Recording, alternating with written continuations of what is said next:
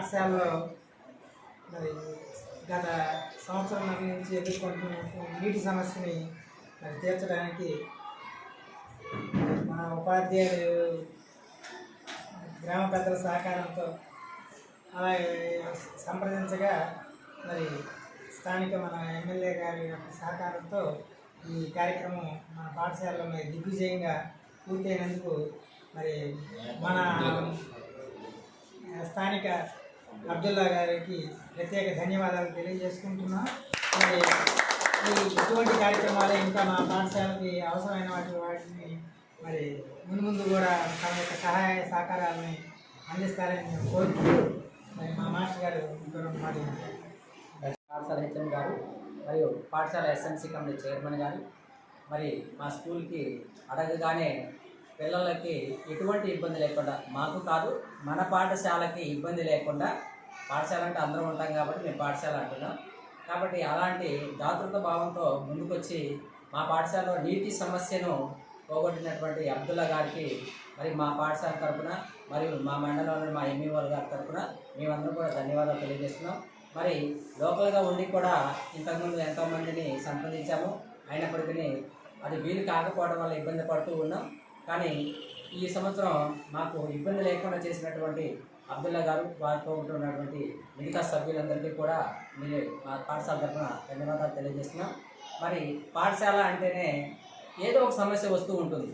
Main సమస్య ఏంటంటే buildings బాగున్నాయి కానీ లోపల వసతులు కూడా బాగున్నాయి, చిన్న చిన్న లోపాలు ఉన్నాయి. ఆ లోపాలను తీర్చుకుంటూ ఆ వసతులను కాపాడుకునేటటువంటి పరిస్థితి ఇప్పుడు లేదు. మాకు పాఠశాల మూసివేసినట్టే 2 రోజులు మూసేసేటువంటి సెలవు వచ్చినప్పుడు డ్రింకర్స్, స్మోకర్స్ వచ్చి స్కూల్లో చాలా అసభ్యకరంగా చేస్తున్నారు. అది చాలా ప్రాబ్లం ఉంది మాకు.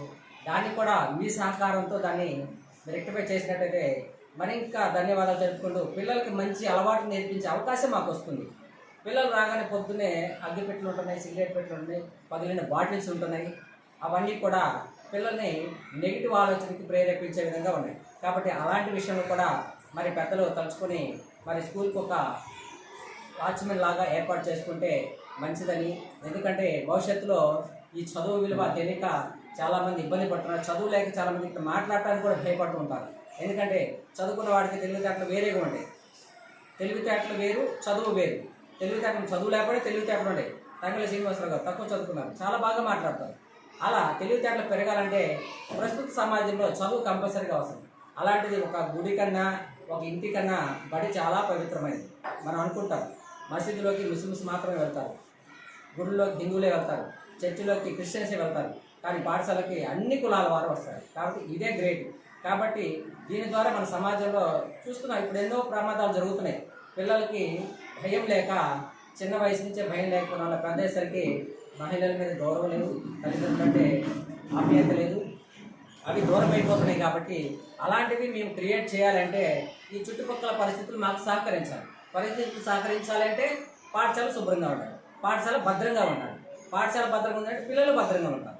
కాబట్టి ఎలిమెంటరీలో ఉన్నంత వరకు పిల్లలు భయపడుతున్నారు తెలియదు, మనల్ని చూసి నేర్చుకుంటారు. కాబట్టి పార్టీ పరంగా మనం ఇప్పుడు కూడా కొట్టుకోకుండా ఆ ఓటర్ల వరకే ఎవరిష్టం వాళ్ళది, తర్వాత కూడా అందరం భయలా కలిసి ఉండి అన్నదమ్ములా కలిసి ఉండి ముందుకెళ్తుంటే ప్రపంచంలో కానీ మన సమాజంలో కానీ ఎటువంటి ప్రమాదాలు జరగవు.